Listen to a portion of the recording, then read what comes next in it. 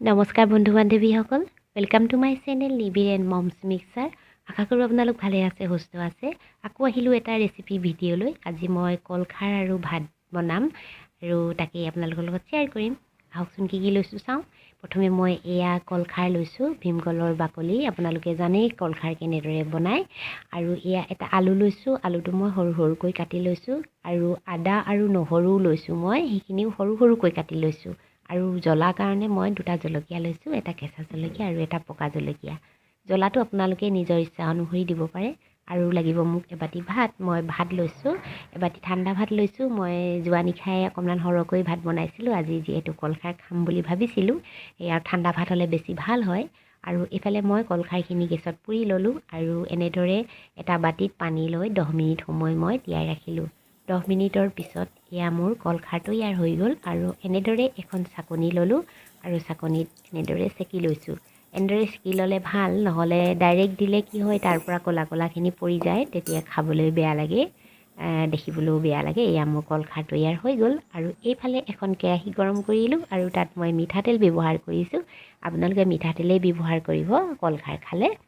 আৰু মিঠাতেল গৰম হোৱাত তাত মই কাটি লোৱা নহৰুখিনি দি দিছোঁ আৰু আদাখিনিও দি দিলোঁ আৰু কেঁচা জলকীয়াটো তাতে দি দিছোঁ।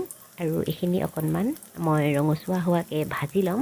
আৰু গেছটো একেবাৰে কম কৰি ল'ব, যিহেতু পৰিমাণটো কম হয়। মই দুজন মানুহৰ কাৰণে বনাইছোঁ, সেইকাৰণে কম ভাত লৈছোঁ। আৰু মই তাতে এতিয়া কাটি লোৱা আলু কিপিছোঁ ইয়াতে দি দিলোঁ। আৰু এতিয়া সম্পূৰ্ণকৈ সিজাই ল'ম। সম্পূৰ্ণ ফ্ৰাই হ'ব লাগিব, তেতিয়া ভাল লাগিব খাই। এয়া মোৰ দেখিছেনে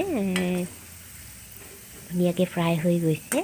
এতিয়া মই ইয়াতে মই ৰাখি থোৱা ভাতখিনি দি দিব পাৰিম।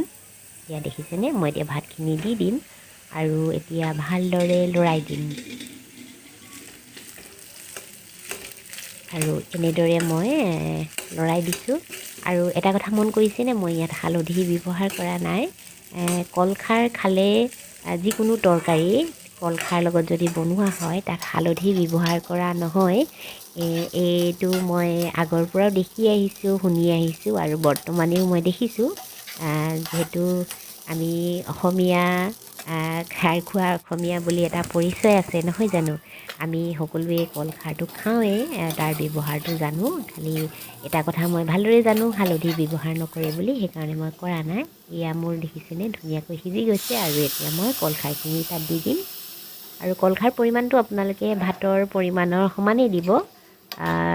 বেছি হ'লেও কোনো কথা নাই, কম হ'লে কিন্তু ভাল নালাগিব। কম হ'লে প্ৰতিটো ভাততে খাৰখিনি সোমাই নাযাব।